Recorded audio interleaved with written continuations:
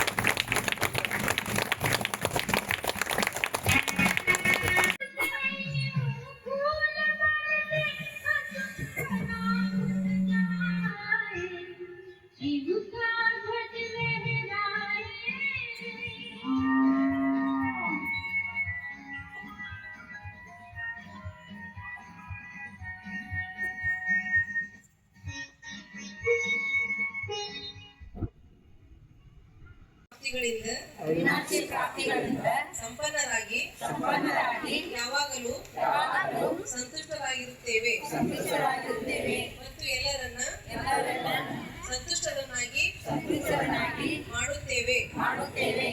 ಪ್ರತಿಯೊಬ್ಬರೊಂದಿಗೆ ಮಧುರತೆಯಿಂದ ವ್ಯವಹಾರ ಮಾಡುತ್ತೇವೆ. ಗೌರವಯುತ ಮಾತನಾಡುತ್ತೇವೆ. ನಮ್ಮ ಸೂಕ್ಷ್ಮ ವೃತ್ತಿಗಳನ್ನು